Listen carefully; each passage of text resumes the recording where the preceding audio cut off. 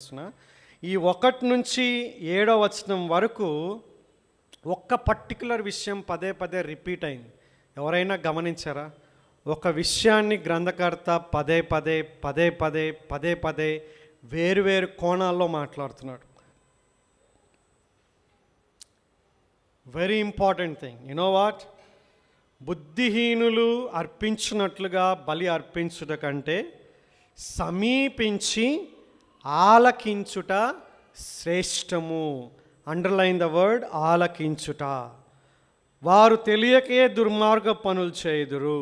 2వ వచనంలో నీవు దేవుని సన్నిధిని అనాలోచనగా, అండర్లైన్ దట్ వర్డ్, అనాలోచనగా పలుకుటకు, అది కూడా అండర్లైన్ చేయండి, నీ హృదయమును త్వరపడనీయక నీ నోటిని కాచుకోము. నోటిని, అండర్లైన్ దట్ వర్డ్, నోటిని, రైట్?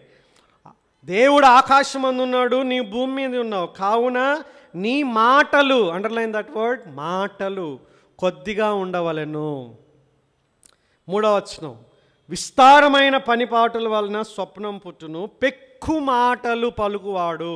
సో పెక్కు మాటలు, దయచేసి అండర్లైన్ ద వర్డ్ పెక్కు మాటలు అనేటటువంటిది అండర్లైన్ చేయండి. బుద్ధిహీనుడగును. 4వ వచనంలో మనం చూస్తే నీవు దేవునికి మ్రొక్కుబడి చేసుకొనిన ఎడల దానిని చెల్లించుటకు ఆలస్యం చేయకుము. బుద్ధిహీనుల యందు ఆయనకి ఇష్టం లేదు. 2 సార్లు బుద్ధిహీనుల గురించి మాట్లాడాడు, రైట్? ఏం చేస్తున్నారు వీళ్ళు? మొక్కుకుంటున్నారంటే ఏం చేస్తున్నారు వీళ్ళు? దేవునికి ఒక కమిట్మెంట్ ఇస్తున్నారు. ఎలా ఇస్తున్నారు? అనాలోచితంగా ఇస్తున్నారు, ఆలోచన చేయకుండా. They are not really thinking about this particular thing. పాత నిబంధన కాలంలో బలులు అర్పించడం అనేటటువంటిది సర్వసాధారణమైన విషయం. మీరు లేవికాండం 1వ అధ్యాయం, 2వ అధ్యాయం, 3, 4, 5 చదివితే రకరకాల బలుల గురించి మాట్లాడుతున్నాడు అక్కడ. దహన బలి, నైవేద్య బలి, పాప పరిహారార్థ బలి, అపరాధ పరిహారార్థ బలి, సమాధాన పరిహారార్థ బలి. ఇలాగా ఒక్కొక్క ఈవెంట్కి ఒక్కొక్క టైప్ ఆఫ్ బలులు అనేటటువంటివి ఉన్నాయి. పాపం చేసినప్పుడు వాళ్ళు ఒక బలి ఇవ్వాలి, సెలబ్రేషన్ అప్పుడు ఒక బలి ఇవ్వాలి. దేవునికి బలి ఇచ్చేటప్పుడు వాళ్ళు కొన్ని మొక్కుకుంటారు. ఆ మొక్కు, ప్రవ్వా ఇది నా జీవితంలో జరిగితే నేను నీకు ఇది చేస్తా ప్రవ్వా అని ఒప్పుకుంటారు వాళ్ళు. ఆ ప్రకారంగా చేసేటటువంటి విషయంలో అనాలోచితంగా ఉండొద్దు అంటున్నాడు ఇక్కడ. కాబట్టి ఇక్కడ మెయిన్ పాయింట్ బలి గురించి కాదు, ఇక్కడ మెయిన్ పాయింట్ మొక్కుకోవడం గురించి కాదు, ఇక్కడ మెయిన్ పాయింట్ బుద్ధిహీనత గురించి కాదు. ఇవన్నీ కూడా కలగలిపినటువంటి దీనికి ముఖ్యమైనటువంటి ఆ యొక్క మెయిన్ సోర్స్ ఏంటి తెలుసా అండి? మాటలు. నెక్స్ట్ కూడా మీరు చూస్తే 6వ వచనంలో, 5వ వచనం చాలా ఇంపార్టెంట్. 5వ వచనంలో ఏం చెప్తున్నాడు? నీవు మ్రొక్కుకొనిన దాన్ని చెల్లించుము, నువ్వు మ్రొక్కుకొని చెల్లింపకుండుట కంటే మ్రొక్కుకొనకుండుటే మేలు. కొంతమంది దీన్ని చాలా లిటరల్గా ఫాలో చేస్తారు. కమిట్మెంట్ తీసుకోమంటే అస్సలు తీసుకోరు. బైబుల్ మనం 1 ఇయర్లో కంప్లీట్ చేద్దామంటే లేదు. ఎందుకంటే ఒకవేళ మేము చేయకపోతే ఎట్లా? ఎంత ఆనెస్టీ అది చెప్పడం లేదు ఇక్కడ. అర్థమవుతుందా? నేను పేతురులాగా కమిట్మెంట్ తీసుకోవాలి, ఫెయిల్ అయినా మళ్ళీ కమిట్మెంట్ తీసుకోవాలి. కానీ ఇక్కడ అనాలోచితంగా ఒక పని మీరు చేయకుండా ఉండాలి, మీ మాటల్ని చాలా జాగ్రత్తగా పెట్టుకోండి అని చెప్తున్నాడు ఇక్కడ. దేవుడి దగ్గర ఇష్టం వచ్చినట్లుగా మాట్లాడొద్దు అంటున్నాడు. కేర్ఫుల్గా, జాగ్రత్తగా. ఇది ప్రవర్తన అంటే. ఇది ఇక్కడ ప్రవర్తన అనేటటువంటి మాట యొక్క మెయిన్ విషయం ఏంటంటే నువ్వు అనాలోచితంగా ఉండొద్దు.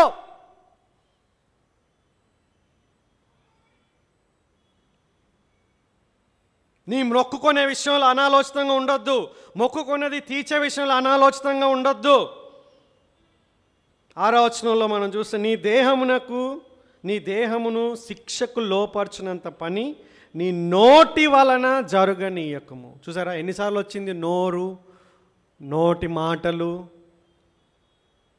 టంగ్. ఎన్నిసార్లు వచ్చిందండి? చాలాసార్లు వచ్చింది. అది పొరపాటు చేత జరిగినని దూత ఎదుట చెప్పకం. అయ్యో నేను అనుకోలేదు అట్లాంటి డైలాగులు కొట్టొద్దని చెప్తున్నారు ఇక్కడ. అంటే నువ్వు మాట్లాడేటప్పుడే చాలా కేర్ఫుల్గా మాట్లాడాలి. నీ మాటల వలన దేవునికి కోపం పుట్టించి నీవేళ నీ కష్టమును వ్యర్థపరచుకునేదవు. అయ్యో నేను అట్లా అనుకోలేదు యేసయ్యా, దేవుడా నేను అది కాదు, నేను వేరే అనుకున్నా అంటే కుదరదు. మనం మాట ఇచ్చేటప్పుడే చాలా జాగ్రత్తగా ఉండాలి అని చెప్తున్నాడు ఇక్కడ. 7వ వచనం, అధికమైన స్వప్నములను మాటలను నిష్ప్రయోజనములు. అధికమైన మాటలు, బైబిల్ ఏముంది తెలుసా అండి? విస్తారమైన మాటలలో దోషం ఉండక మానదు. అంటే మనం ఎక్కువగా మాట్లాడుతున్నప్పుడు ఆలోచించకుండా మాట్లాడే అవకాశాలు ఉన్నాయి. కాబట్టి ఎక్కువగా మాట్లాడేటప్పుడు చాలా జాగ్రత్తగా మాట్లాడాలి. ఎక్కువగా మాట్లాడొద్దని చెప్పలేదు, ఎక్కువగా మాట్లాడేటప్పుడు జాగ్రత్తగా మాట్లాడాలి. అందుకే యాకోబు పత్రికలో ఏముంది తెలుసా అండి? మాట్లాడేటప్పుడు నిదానంగా ఉండాలి అంట. అంటే సింపుల్గా నిదానం అంటే ఏంటి?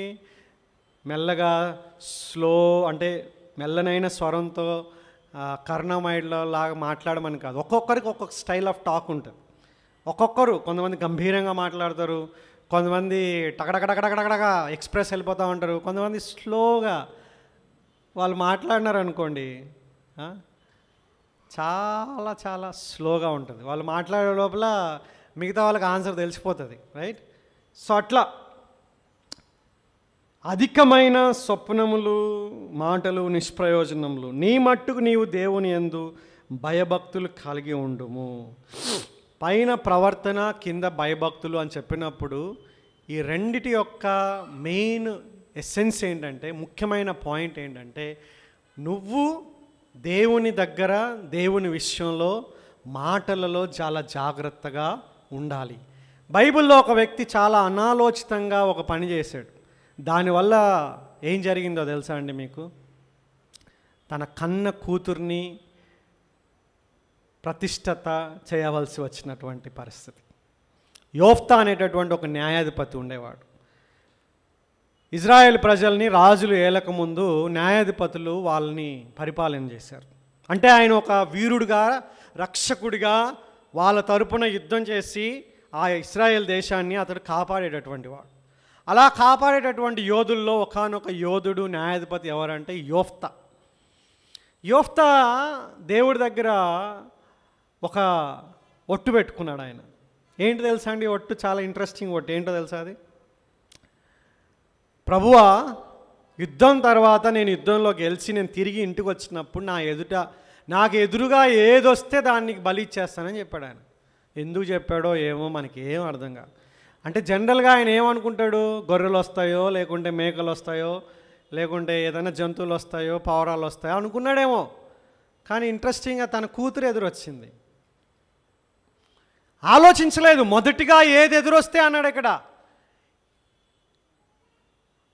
మొదటిగా ఎదురు వచ్చినటువంటి పశువుని నీకు ఇస్తానంటే సింపుల్గా అయిపోతుండే. అసలు ఆయన ఆలోచించలేదు, ఏదొస్తే అది అన్నాడు ఆయన.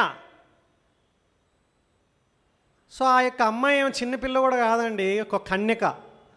అంటే పెళ్ళి వయసులో వచ్చినటువంటి ఒక పాప, కానీ ఇంకా పెళ్ళి చేసుకోలేదు. ఒకటే ఒక కూతురు. ముఖ్యంగా ఈ యొక్క పర్టికులర్ ఈవెంట్, ఈ యొక్క సంఘటన బైబిల్లో చాలా ఏమంటారు దాన్ని, కాంట్రవర్షియల్ సబ్జెక్ట్ అనమాట. కొంతమంది చూసారా, మీ దేవుడు నరబలిని యాక్సెప్ట్ చేశాడు కదా, నరబలిని కోరుతున్నాడు కదా. ఇప్పుడు ఆయన ఏం చేశాడు? యోఫ్తా ఏం చేశాడు? తన కూతుర్ని యెహోవాకు బలి ఇచ్చాడనుందా బైబిల్లో? ప్రతిష్ఠించాడనుందా? ఏమోనండి, మీరేం చెప్తున్నారేమో మాకేం తెలుసు, మేము బైబిల్ చదివితే కదా అంటారా? కరెక్ట్, అశోక్ కరెక్ట్ చెప్పాడు ఆన్సర్. ఏంటి? యోఫ్తా ఏం చేశాడు? యెహోవాకు తన యొక్క కూతుర్ని ప్రతిష్ఠించాడు. ఇప్పుడు ప్రతిష్ఠించడం అంటే అర్థం ఏంటంటే సింపుల్గా, అంటే దీని గురించి డిబేట్స్ ఉన్నాయి. కొంతమంది నిజంగానే బలిచ్చాడంటారు. బలిస్తే ఎట్లా మనం దాన్ని ఆలోచన చేయాలి. బట్ ఎక్కువ ప్రాబబిలిటీ ఏముందంటే ఆ యొక్క కూతుర్ని ప్రతిష్ఠించాడు అనేటటువంటి దానికి ఎక్కువ ప్రాబబిలిటీ. అంటే ఏమంటారు? రైట్, ఎక్కువ అవకాశాలు ఉన్నాయి. రైట్. సో ఎట్లా అంటే ఆమె ప్రతిష్ఠించబడే ముందు ఆమె కన్యత్వం గురించి ప్రలాపిస్తుంది. వేరే స్త్రీలు కూడా ప్రలాపిస్తారు. అంటే ఇంక నాకు పెళ్ళి కాదు, ఎందుకంటే ఇప్పుడు నన్ను ప్రతిష్ఠించేస్తున్నాడు కదా, ఇక నాకు పెళ్ళే కాదు అనేటటువంటి పాయింట్ ఆఫ్ వ్యూలో ఆమె ఒక దగ్గర అనేక మంది స్త్రీలు కలిపి ఏడుస్తూ ఉంటారు వాళ్ళు. ఎందుకంటే ఈయన తీసుకున్నటువంటి ఒక అనాలోచితమైనటువంటి నిర్ణయం వలన తన ఆ యొక్క కూతురు ఆ విషయంలో జీవించవలసి వచ్చినటువంటి పరిస్థితి. కాబట్టి ప్రతి సంవత్సరం కూడా ఆ యొక్క పర్టికులర్ ఈవెంట్ని తలుచుకొని ఆమెని జ్ఞాపకం చేసుకుంటూ ఉంటారు. కాబట్టి బలి ఇవ్వలేదు అనేటటువంటి ఆర్గ్యుమెంట్ ఒక దగ్గర ఉంటే, బలి ఇచ్చారు ఎందుకంటే యెహోవాకు మొక్కున్నాడు కాబట్టి బలి ఇచ్చేసాడు, ప్రతిష్ఠించాడంటే బలి అనే ఒకవేళ ఎవరైనా ఆర్గ్యుమెంట్ సేకలో వచ్చినా సరే, ఇక్కడ దేవుడు నరబలిని అంటే కోరినట్లే ఎక్కడుంది? లేదు కదా. దేవుడు నరబలిని ఆయన కోరలేదు. ఇన్ఫ్యాక్ట్ ఆయన నరబలికి వ్యతిరేకమైనటువంటి వాడు. రక్తం చిందించకూడదు అనేటటువంటి ఆజ్ఞ పదే పదే ఆయన ఇచ్చినటువంటి వాడు. ఆదికాండం 9వ అధ్యాయం నుంచి లేవీకాండం, మళ్ళా మిగతా ఆ యొక్క అపోస్తుల కార్యం తర్వాత మిగతా ఆ బైబిల్ మొత్తంలో కూడా ఒక ప్రిన్సిపల్ ఏంటంటే ఆ రక్తాన్ని తినకూడదు అనేటటువంటి ఒక ఆజ్ఞ ఇచ్చాడు. ఎందుకు రక్తాన్ని తినకూడదు అంటే రక్తంలో ప్రాణం ఉంటుంది, రక్తం విషయంలో నేను మిగతా వాళ్ళని లెక్క అడుగుతానని చెప్తున్నాడు ఆయన. మరి జంతువులు ఎందుకు ఇచ్చాడంటే జంతువుల యొక్క బలి ద్వారా అసలైనటువంటి ఆయన యొక్క బలికి సాదృశ్యంగా ఉంది కాబట్టి జంతువుల్ని ఆయన ఒక ఛాయలాగా, ఒక షాడోలాగా ఆయన ఇచ్చినట్లుగా మనం చూస్తున్నాం. మొక్కుకోవడం గురించి కూడా ఇప్పుడు మనం న్యూ టెస్టిమెంట్లో ఉన్నాం కదా, మొక్కుకోవచ్చా మనం? ప్రభువా నువ్వు కనుక మా కూతురికి ఇంటర్మీడియట్లో పాస్ చేపిస్తే నేను ఒక చైర్ కొనిస్తా ప్రభువా నీ చర్చ్కి, ప్రభువా మా చర్చ్లో ఉన్నటువంటి వాళ్ళకి నేను అన్నం పెడతా ప్రభువా, ప్రభువా కనుక మీరు కనుక నాకు ఒక పిల్లనిస్తే నేను ఈ సంఘంలో ఈ మ్యూజిక్ ఇన్స్ట్రుమెంట్స్ లేదు కాబట్టి మ్యూజిక్ ఇన్స్ట్రుమెంట్ ఇస్తా ప్రభువా అని పల్లెటూరులో ఎక్కువ ఇట్లానే ఉంటాయి. మొక్కుకున్నది వచ్చే వాళ్ళ పేరు కూడా రాస్తారు. అలా రాజేష్ దీన్ని సంఘానికి గిఫ్ట్గా కానుకగా ఇవ్వడం జరిగింది. అంటేనే మీరు ట్రెడిషనల్ చర్చెస్లోకి వెళ్తే కొన్ని బెంచెస్ వెనకాల కూడా వాళ్ళ పేర్లు అనేటటువంటివి ఉంటాయి మొక్కుకోవడం గురించి. మన న్యూ టెస్టిమెంట్ ప్రకారంగా మనం మొక్కుకోవచ్చా? అసలు మొక్కుకొని బలులు అసలు చెల్లించవచ్చా మనం? మొక్కుకోవచ్చా? పాయింట్ ఏంటంటే మొక్కుకోవడం అంటే ఒట్టు పెట్టుకోవడం. ఇంకో మాటలో ప్రభువా నేను ఇది చేస్తా అని ప్రమాణం చేయడం. చేయొచ్చా న్యూ టెస్టిమెంట్ ప్రకారంగా? ఒకసారి మీరు మత్తయి సువార్త 5వ అధ్యాయంకి రండి. మత్తయి సువార్త 5వ అధ్యాయం.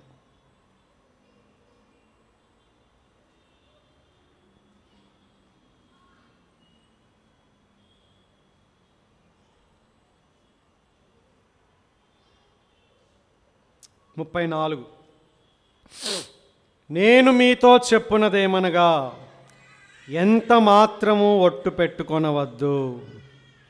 ఆకాశం తోడనవద్దు, అది దేవుని సింహాసనం. భూమి తోడనవద్దు, అది ఆయన పాదపీఠం. యెరూషలేము తోడనవద్దు, అది మహారాజు పట్టణం. నీ తల తోడని ఒట్టు పెట్టుకొనవద్దు. నీ ఒక వెంట్రుకనైనా తెలుపుగా కానీ నలుపుగా చేయలేవు. నీ మాట అవునంటే అవును, కాదంటే కాదు అని ఉండవలను. వీటికి మించినది దుష్టి నుండి పుట్టినది. ఒట్టు పెట్టుకోవచ్చా మనం? యాకోబు పత్రిక 5వ అధ్యాయం యాకోబు పత్రిక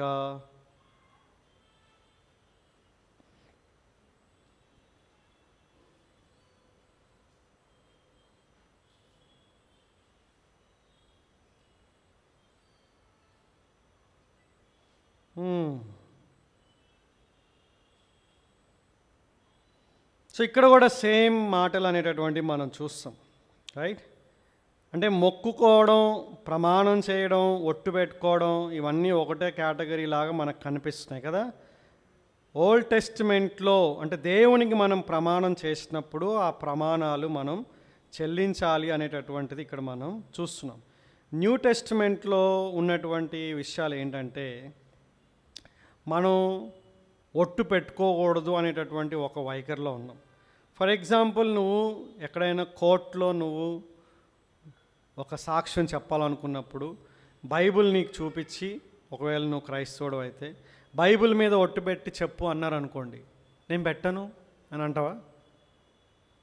లేకుంటే మీ మధ్యలో ఎప్పుడైనా డిస్ప్యూట్ జరిగినప్పుడు, నీ మాటలు వేరే వాళ్ళు నమ్మనప్పుడు మీ పిల్లోడి పైన ఒట్టేసి చెప్పు అంటారు, అప్పుడేమంటావు నువ్వు? నేను పెట్టను అంటారా?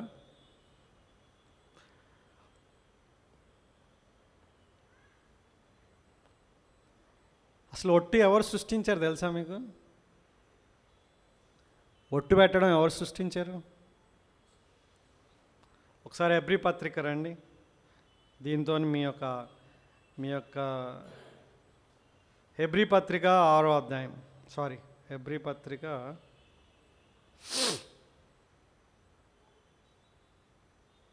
6వ అధ్యాయం 13వ వచనం నుంచి. హెబ్రీ పత్రిక 6:13.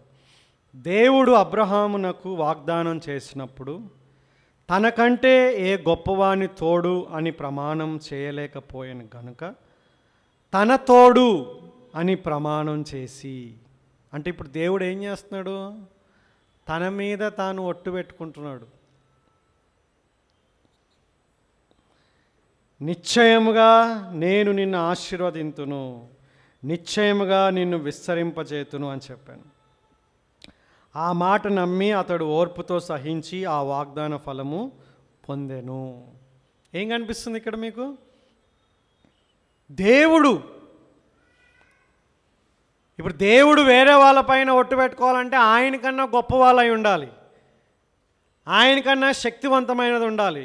అది ఏది లేదు కాబట్టి అబ్రహాంకి ఏమన్నాడు? నా మీద ఒట్టు నాయన. అసలు ఒట్టు ఎందుకు పెడతారు మామూలుగా? నేను చెప్పేటటువంటిది నిజం అని నమ్మించడానికి ఒట్టు పెడతారు. ఒట్టు పెట్టడంలో తప్పులేదు. కానీ మొదటి శతాబ్దంలో ఒట్లు ఎందుకు పెట్టేవాళ్ళు? మొదటి శతాబ్దంలో ఒట్లని ఏం చేసేవాళ్ళు అంటే వాళ్ళు దాన్ని తప్పుడు బోధ చేశారనమాట. ఏం చేశారో ఒకసారి మీరు చూడండి. 23వ అధ్యాయం, మత్తయి సువార్త 23వ అధ్యాయం.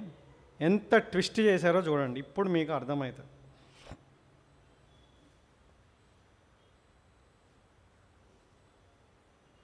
16వ అధ్యాయం 16వ వచనం.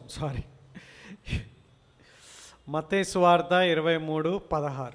23వ అధ్యాయం 16వ వచనం నుంచి నేను చదువుతున్నాను, జాగ్రత్త వినండి.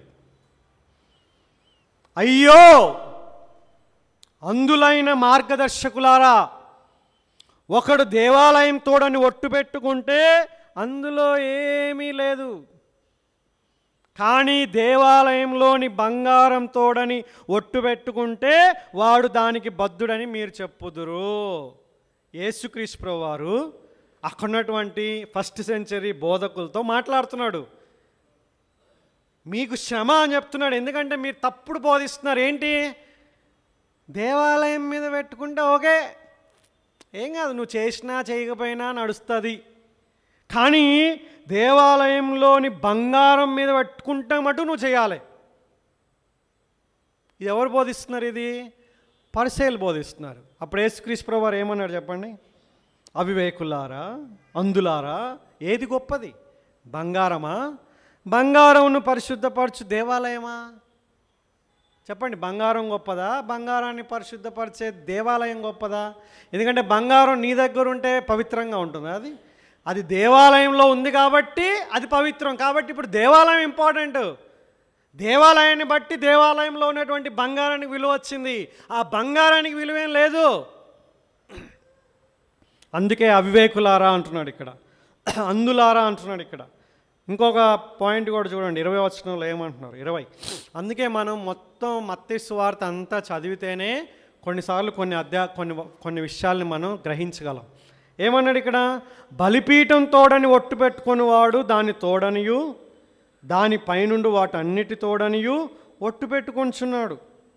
సో దానికంటే ముందు 18లో మనం చూస్తే, 18వ వచనంలో మనం చూస్తే, బలిపీఠం తోడని ఒకడు ఒట్టు పెట్టుకుంటే అందులో ఏమీ లేదు, కానీ దాని పైనుండి అర్పణం తోడని ఒట్టు పెట్టుకుంటే దానికి బద్ధుడని మీరు చెప్తున్నారు. అవివేకులారా, అందులారా, ఏది గొప్పది?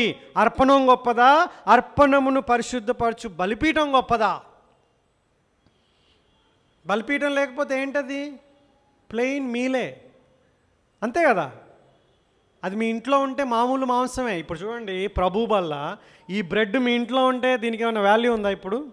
కానీ ఈ బ్రెడ్ మనం ఇక్కడ ప్రత్యేకంగా తీసుకుంటున్నాం కాబట్టి అది ప్రభు బల్లగా మనం దాన్ని పరిగణలోకి తీసుకుంటున్నాం.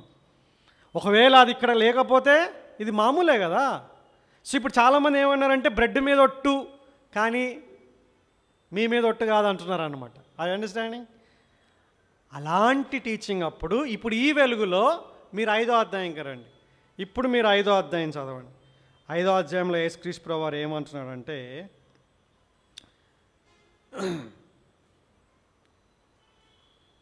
ఎంత మాత్రం కూడా ఒట్టు పెట్టుకోవద్దు అంటున్నాడు ఇక్కడ. ఒట్టే పెట్టుకోవద్దు అన్నాడు ఇక్కడ. ఎందుకు తెలుసా?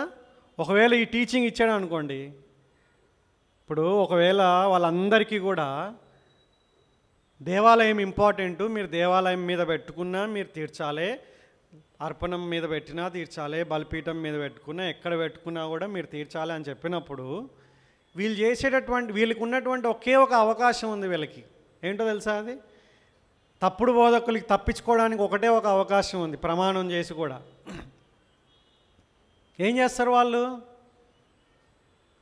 ఫస్ట్ టైం వాళ్ళు చేసింది ఏంటంటే ఆ యొక్క ఎంటిటీస్ని మార్చేశారు. ఒక దాని మీద పెట్టుకుంటేనే గొప్ప, ఇంకో దాని మీద పెట్టుకుంటే మనం బద్దులం కామనేసే టీచింగ్ ఇచ్చేసారనమాట. ఇప్పుడు వాళ్ళు చేసేటటువంటి ఒకటే ఒక బోధ, ఒకే ఒక అవకాశం ఏంటంటే ఒట్టే పెట్టుకోరు ఇంకా వాళ్ళు తప్పించుకోవడానికి. మనుషులు ఎంత క్లెవర్ కదా. ఇప్పుడు మనం కూడా చాలా క్లవర్స్. మనం కమిట్మెంట్ ఇవ్వమంటే ఇయ్యం మనం, రైట్? అట్లానే వీళ్ళు కూడా ఒట్టు పెట్టుకోరు ఇక. అందుకోసం ఏమన్నాడు తెలుసా?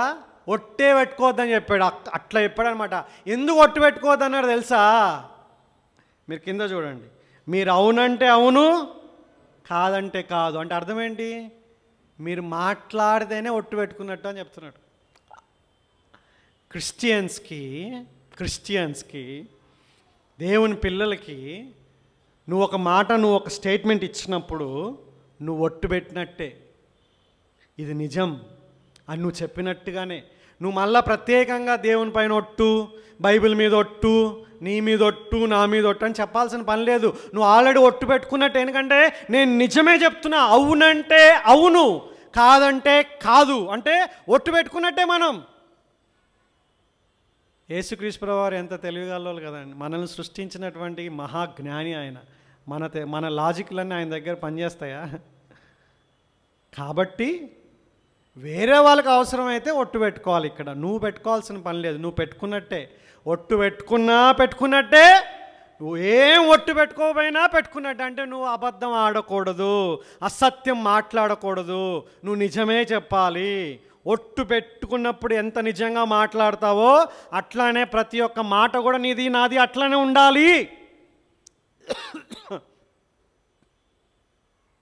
కాబట్టి బ్యాక్ టు ఎక్లిసియాస్టిస్, ఈ ప్రసంగ గ్రంథానికి మళ్ళీ వెళ్దామా. మన ప్రవర్తన జాగ్రత్తగా చూసుకోవాలన్నప్పుడు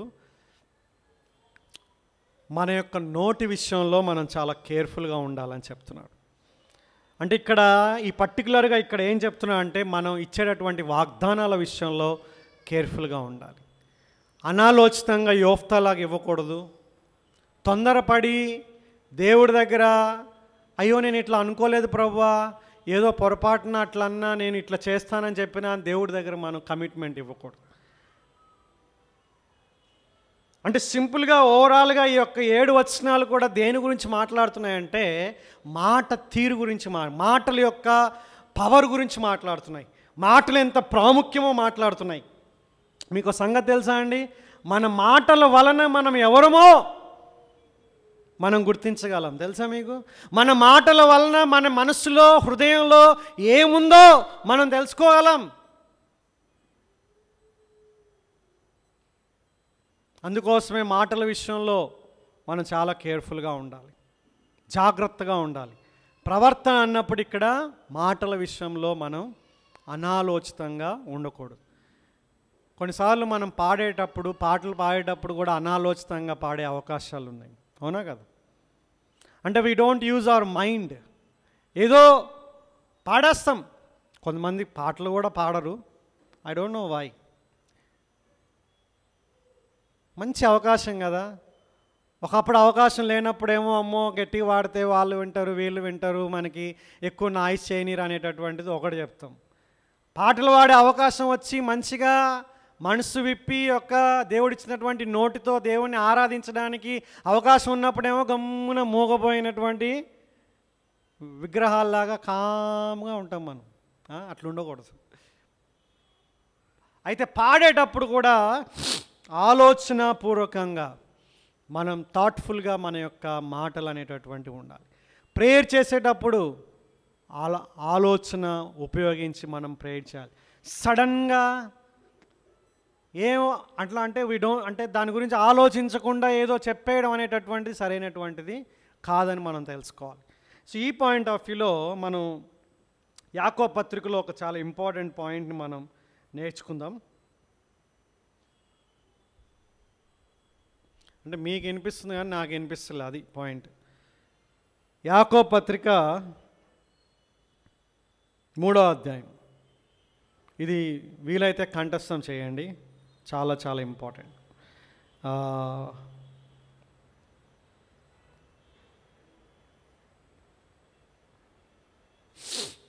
2వ వచనం. యాకోబు పత్రిక 3వ అధ్యాయం 2వ వచనం. అనేక విషయములలో మనం అందరం తప్పిపోవచ్చున్నాం. ఎవడైనను మాట యందు తప్పని ఎడల అట్టివాడు లోపం లేనివాడై తన సర్వ శరీరమును స్వాధీన మందుంచుకొనగల శక్తి గలవాడగును. మరొకసారి చదువుతున్నాను, జాగ్రత్తగా వినండి. Very powerful verse. అనేక విషయములలో మనందరం తప్పిపోవచ్చున్నాం. ఎవడైనను, if anyone does not falter in tongue, ఎవడైనను మాట యందు తప్పని ఎడల అట్టివాడు లోపం లేనివాడై తన సర్వ శరీరమును స్వాధీనమందుంచుకొన శక్తి గలవాడగును అంటున్నాడు ఇక్కడ.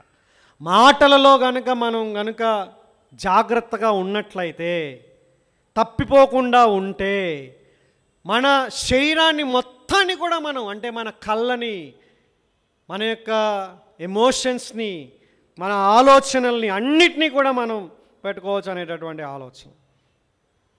ఒకసారి 1వ అధ్యాయంకి రండి. 1వ అధ్యాయం 26వ వచనం. James chapter 1 verse 26. 1వ అధ్యాయం 26. ఎవడైనను నోటికి కళ్ళెం పెట్టుకొనక, అంటే నోటిని అదుపులో ఉంచుకొనక, తన హృదయమును మోసపరుచుకొనుచు.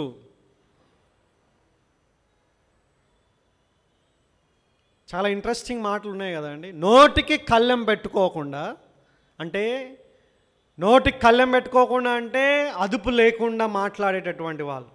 లూజ్ టంగ్ అంటారు కొంతమంది. మాట్లాడుతూనే ఉంటారు వాళ్ళు.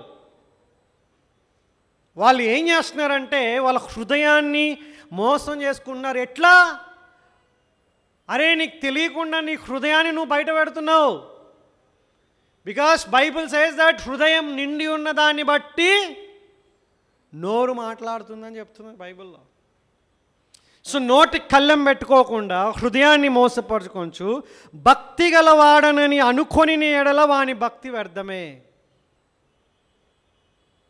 అందుకే సామెతల్లో ఒక మంచి మాట ఉంటుంది, మూఢుడైనను మౌనంగా ఉంటే జ్ఞాని అని ఎంచబడునని ఉంది. చూసారా? నిజంగా మూర్ఖుడైనా సరే మాటల్లో కొంచెం గమ్మున కేర్ఫుల్గా కనుక ఉండగలిగితే ఆ వ్యక్తిని జ్ఞాని కాడు, జ్ఞాని అని ఎంచబడును.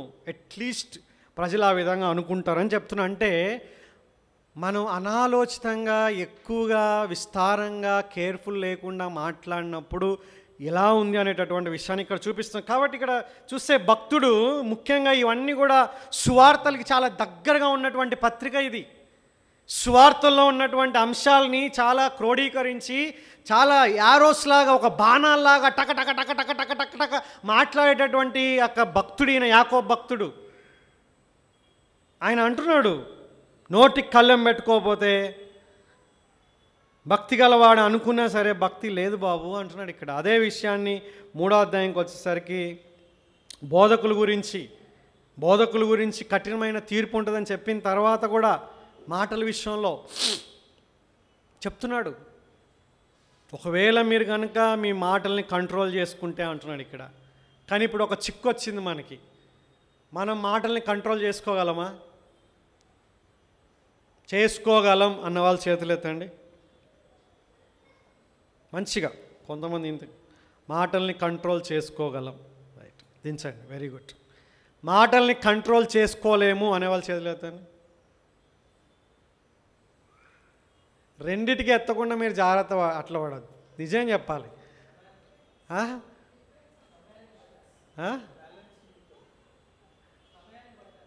సమయాన్ని బట్టి అయినా కంట్రోల్ చేసుకోగలము అంటే జనరల్ సెన్స్లో మాట్లాడుతున్నాం ఇక్కడ. ఐ కెన్ కంట్రోల్ అనేవాళ్ళు ఉన్నారా ఇక్కడ ఎవరైనా? ఓకే, 1-2 చేతులు. అరే, కంట్రోల్ చేసుకోలేము అన్నారు, కంట్రోల్ చేయగలము అంటున్నారు కొంతమంది. బైబిల్ ఏం చెప్తుందో చూపిస్తాం మీకు. కొంచెం కిందకు వస్తే బైబిలే ఒక ఆన్సర్ ఇచ్చేసింది. మిమ్మల్ని నేను కన్ఫ్యూజ్ చేసిన అంతే. చూడండి ఇక్కడ 8వ వచనం, ఏ నరుడును నాలుకను సాధు చేయ నేరడు. Are you understanding? No one can tame the tongue. ఏ వ్యక్తి వల్ల కాదని చెప్తున్నాడు ఇక్కడ. బైబిల్లో ఉంది, నేను చెప్తలేను. చూడండి 8వ వచనంలో ఉందా లేదా ఆన్సర్. దీంట్లో చెయ్యగలను అనుకునేటటువంటి వాళ్ళు కొంచెం ఆలోచన చేయాలి.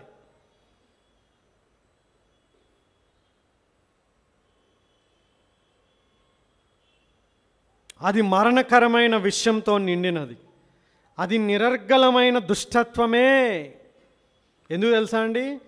ఇదే నాలుగుతో తండ్రి అయిన ప్రభువును స్తుతిస్తాము, ఇదే నాలుగుతో దేవుని పోలికగా పుట్టిన మనుషుల్ని శపిస్తాం.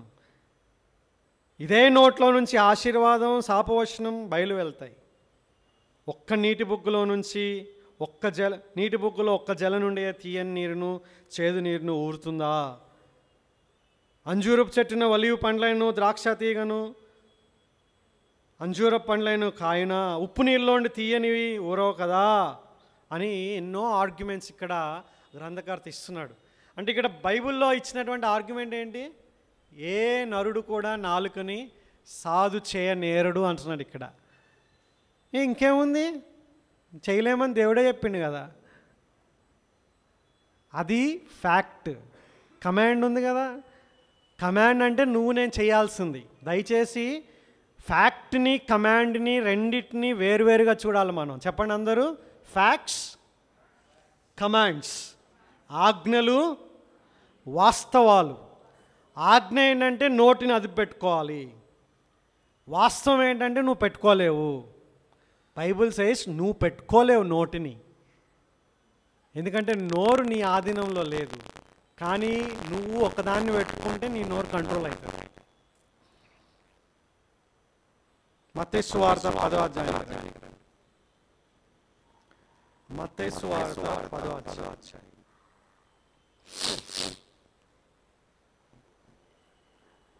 ఏమన్నాడు ఆల్రెడీ మనం చూసుకున్నాం కదా. 29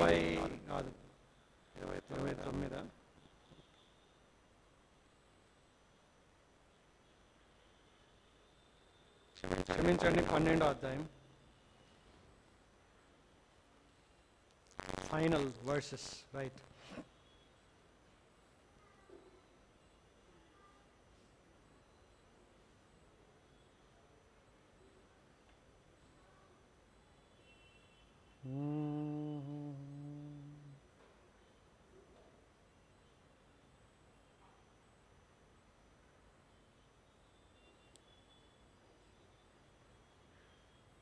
31 కాదు, 34 నుంచి మనం చదవాలి. 12వ అధ్యాయం 34 నుంచి ఇక్కడ మనకి కొన్ని విషయాలు ఉన్నాయి. సర్ప సంతానమా, మీరు చెడ్డవారయ్యుండి మీలే ఎలాగూ మంచి మాటలు పలుకగలరు. 12 మత్తయి సువార్త 12వ అధ్యాయం 34. మత్తయి సువార్త 12:34. ఓకే. సర్ప సంతానమా, మీరు చెడ్డవారై ఉండి ఎలాగూ మంచి మాటలు పలుకగలరు. చెడ్డవారు ఎవరిక్కడ? చెడ్డవారు చెడ్డోళ్ళను కూడా చెడ్డవారు గౌరవంతో మాట్లాడారు. ఇక్కడ చెడ్డవారు, మంచివారు, ఓకే. చెడ్డవారు ఎవరంటే నువ్వు నేను. ఎందుకు చెడ్డవాళ్ళము అంటే మన యొక్క హృదయం చెడ్డది, రైట్? హృదయమందు నిండి ఉండు దాన్ని బట్టి నోరు మాటలాడును కదా. అంటే ఇప్పుడు నోటిని కంట్రోల్ చేయలేము అని దేవుని వాక్యం చెప్తుందంటే, నోరుని మనం కంట్రోల్ చేసుకుంటే మనం భక్తి గల వాళ్ళం అవుతామని చెప్పినప్పుడు, అని ముఖ్యంగా దేవుని మందిరంగా కూడుకున్నప్పుడు మన యొక్క నోరు మనం చాలా జాగ్రత్తగా ఉండాలి. అది మన యొక్క ప్రవర్తన అనేటటువంటిది బైబిల్ చెప్తున్నప్పుడు మనం కంట్రోల్ చేసుకోవాల్సింది ఎక్కడ అంటే మన హృదయాన్ని కంట్రోల్ చేసుకోవాలి. బైబిల్ ఏం చెప్తుందంటే హృదయం మోసకరమైందని చెప్తుంది, రైట్? నిన్ను నన్ను కూడా మోసం చేస్తుంది హృదయం. అందుకోసమే హృదయం మారాలి. నోరు మారాలంటే హృదయం మారాలి. హృదయం మారకుండా నోరు మారదు. మారినట్లుగా అనిపించవచ్చేమో, కానీ మన హృదయం మారాలి. ఆ హృదయాన్ని మార్చేది దేవుడే. రాతి హృదయాన్ని తీసేసి మాంసపు హృదయాన్ని ఇచ్చే దేవుడే. ఆ కన్నింగ్నెస్ని తీసేసేటటువంటి దేవుడే. ఆ కఠినత్వాన్ని తీసేటటువంటి దేవుడే. మోసపూరితమైనటువంటి ఆ యొక్క మనస్సాక్షిని తీసే దేవుడే. మీరు అనొచ్చు, మేము ఆల్రెడీ రక్షణ పొందాం కదా, ఆల్రెడీ దేవుడు మా హృదయాన్ని మార్చాడు కదా. అలాంటి వాళ్ళకి ఉన్నటువంటి ఇంకొక జవాబు ఏంటంటే, మన హృదయం దేంతో నింపబడితే దాంతో మనం రెస్పాండ్ అవుతూ ఉంటాం. ఎందుకంటే ఇక్కడ ప్రిన్సిపల్ ఏంటంటే హృదయం దేనితో నింపబడితే అదే మనకి. ఇప్పుడు ఎట్లా అంటే ఏ సాఫ్ట్వేర్ పెడితే ఆ ప్రకారంగా దానికి మనకి ఇప్పుడు అవుట్పుట్ వస్తుంది, అవునా కదా? మీరు ఏ సాఫ్ట్వేర్ ఇన్స్టాల్ చేస్తే దాని ప్రకారంగా ప్రోడక్ట్స్ ఉంటాయి. ఈ ప్రోడక్ట్లు ఇట్లా ఉండకూడదు అనేసి నువ్వు డిలీట్ చేస్తావంటే వస్తూనే ఉంటాయి అవి. వైరస్ ఎవరైనా మీ దాంట్లో పెట్టారనుకోండి, నువ్వు డిలీట్ చేస్తావంటే వస్తూనే ఉంటాయి మీ యొక్క సిస్టంలో. ఎందుకంటే అది ఆల్రెడీ ఆ సాఫ్ట్వేర్, వైరస్ సాఫ్ట్వేర్ ఉంది మీ యొక్క సిస్టంలో. నువ్వు యాంటీ వైరస్ పెడితే అప్పుడు ఇవన్నీ కంట్రోల్ అవుతాయి అన్నమాట. సో ఈ హృదయంలో కూడా మన యొక్క తలంపుల్ని, మన హృదయాన్ని ఈ యొక్క పాప స్వభావం ఏలుతుంది. కాబట్టి దేవుని వాక్యంతో మనల్ని కనుక మనం నింపుకున్నప్పుడు, దేవుని యొక్క ఉద్దేశాలతో మనల్ని మనం నింపుకున్నప్పుడు, ఏవి మంచివో, ఏవి పవిత్రమైనవో, ఏవి రమ్యమైనవో, ఏవి ఖ్యాతిగలవో, ఏవి మనోహరమైనవో, ఇవన్నిటితో మనల్ని నింపుకుంటే, వాక్యంతో మన యొక్క హృదయాన్ని నింపుకుంటే, ఈ క్రీస్తు వాక్యం మనలో సమృద్ధిగా ఉంటే అప్పుడు మన హృదయం, మన యొక్క నాలుక సరిగ్గా మాట్లాడుతుంది. అప్పుడు మన నాలుక దప్పాలు కొట్టుకోదు. అప్పుడు మన నాలుక డమ్మం పలుకదు. అప్పుడు మన నాలుక అబద్ధాలు ఆడదు. అప్పుడు మన నాలుక ఎదుటి వాళ్ళని హేళన చేయదు. అప్పుడు మన నాలుక అబద్ధాలు ఆడదు, కంట్రోల్గా ఉంటుంది. ఎందుకంటే లోపల హృదయం దేవుని వాక్యంతో కంట్రోల్ అయి ఉంటుంది కాబట్టి. అప్పుడు మన నాలుక నుంచి బూతు మాటలు రావు. సో ఇవన్నీ కూడా సిమ్టమ్స్. అబద్ధాలు, బూతు మాటలు, దొంగ మాటలు, పోకిరి మాటలు, అసభ్యమైన మాటలు, యూస్లెస్ మాటలు, నిష్ప్రయోజనమైన మాటలు, ఖాళీ మాటలు, జగడాలు, అల్లర్లు, ఇవన్నీ కూడా సిమ్టమ్స్. ఇవన్నీ పరిష్కరించబడాలంటే ఒక్కొక్క దాన్ని తీసేయకుండా ఏం చేయాలి మనం? మన యొక్క మైండ్, మన హృదయం దేవుని యొక్క వాక్యంతో నింపబడాలి, క్రీస్తు వాక్యంతో నింపబడాలి. అందుకే బైబిల్ చదవాలి మనం. మన నిర్ణయాలు ప్రభావితం కావాలన్నా, మన మాటలు ప్రభావితం కావాలన్నా, మనం దేవుడికి దగ్గరగా రావాలన్నా, దేవుణ్ణి ఇంకా తెలుసుకోవాలన్నా, దేవునిలో ఇంకా ఎదగాలన్నా, సరైనటువంటి పరిపక్వతలోకి రావాలన్నా మనం ఏం చేయాలి తెలుసా అండి? దేవుని వాక్యాన్ని కంటిన్యూగా నెమరు వేయాలి, చదవాలి, పదే పదే చదవాలి, టైం తీసుకొని చదవాలి. నాకు టైం లేదు, నేను స్టడీస్ చేసుకోవాలి, నాకు ఉద్యోగం ఉంది, నాకు బిజినెస్ ఉంది, నాకు ఇంట్లో చాలా పనులు ఉన్నాయి, నాకు చదువు రాదు, ఇవన్నీ కాదండి. వాక్యం చదవాలి, బాగా చదవాలి, మనం దివారాత్రం ధ్యానించాలని ఉంది. అందుకే మీరు బైబిల్ చదివే డిసిప్లిన్ లేకపోతే ఆ యొక్క అవకాశాలు సృష్టించినటువంటి దానికి మీరు రావాలి, కలిసి నేర్చుకోవాలి. కాబట్టి మీరు మందిరంగా కూడుకున్నప్పుడు మన ప్రవర్తన సరిగా ఉంచుకోవాలంటే బాహ్యకరమైనటువంటి వస్త్రాలు, బాహ్యకరమైనటువంటి ఈ యొక్క హెయిర్ స్టైళ్ళు వీటి గురించి కాదు, రైట్? పద్ధతిగా ఉండాలని బైబిల్ చెప్తుంది, కల్చర్ తగ్గట్టుగా. కానీ ముఖ్యంగా మన యొక్క నోటిని మనం చాలా కేర్ఫుల్గా పెట్టుకోవాలి, ఇతరుల్ని గాయపరచకుండా, దేవునికి ప్రార్థన చేసేటప్పుడు అర్థవంతంగా, దేవునికి ఆరాధన చేసేటప్పుడు అర్థవంతంగా, దేవునికి మాట ఇచ్చేటప్పుడు అర్థవంతంగా, ఇతరుల మనుషులతో విశ్వాసులతో మాట్లాడుతున్నప్పుడు అర్థవంతంగా, ప్రయోజనకరంగా, క్షేమాభివృద్ధికరంగా మన మాటలు ఉండాలి. బైబిల్ ఏం చెప్తుంది తెలుసా అండి? మీ యొక్క నోట్లో నుంచి బూతు మాటలు రాకూడదు, నిష్ప్రయోజనమైన మాటలు రాకూడదు, చెడ్డ మాటలు రాకూడదు, పోకిరి మాటలు రాకూడదు, అల్లరి మాటలు రాకూడదు, దూషణ మాటలు రాకూడదు. క్షేమాభివృద్ధికరమైన మాటలు రావాలి, ప్రోత్సాహకరమైనటువంటి మాటలు రావాలి. ఇవన్నీ ఎప్పుడు వస్తాయి తెలుసా అండి? ఎప్పుడు వస్తాయి తెలుసా? హృదయం, నీ హృదయం నా హృదయం దేవుని వాక్యంతో నింపబడితే మనం కలుసుకున్నప్పుడు అవే మాట్లాడతాం. చెప్పండి అందరూ కూడా. హృదయం నిండి ఉన్న దాన్ని బట్టి నోరు మాట్లాడుతుంది. మళ్ళా చెప్పండి. హృదయం నిండి ఉన్న దాన్ని బట్టి నోరు మాట్లాడుతుంది.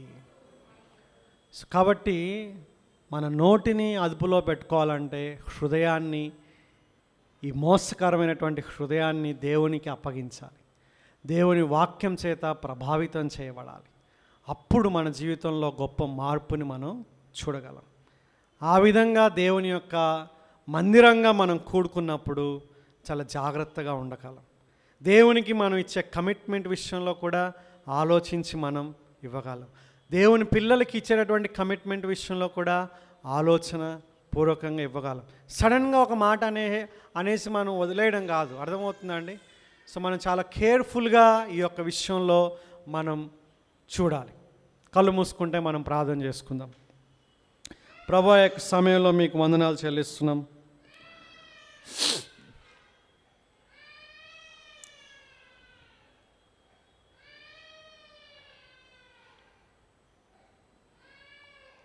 పాత నిబంధనలో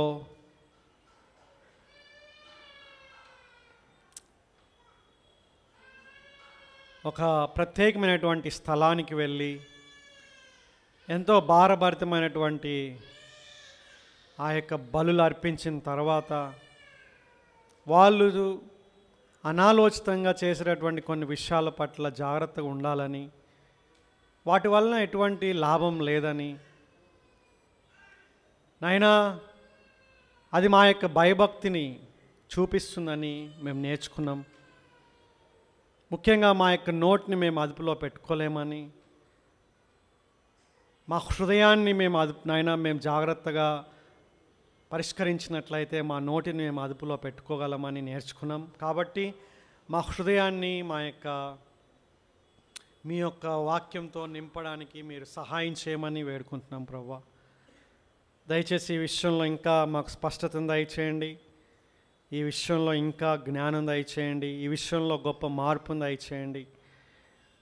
మా యొక్క సంఘంలో ఉన్నటువంటి మేమందరం కూడా మా నోటికి కళ్ళెం వేసుకోవడానికి, మా హృదయాన్ని మోసపరచుకోకుండా ఉండడానికి, అయినా మా నోటిని మేము అదుపులో పెట్టుకోవడానికి, మాట యందు మేము తప్పని ఎడల తప్పకుండా మేము ఉండడానికి మీ కృప దయచేయమని, ఈ విషయంలో ప్రభువా మాకు విజయాన్ని అనుగ్రహించమని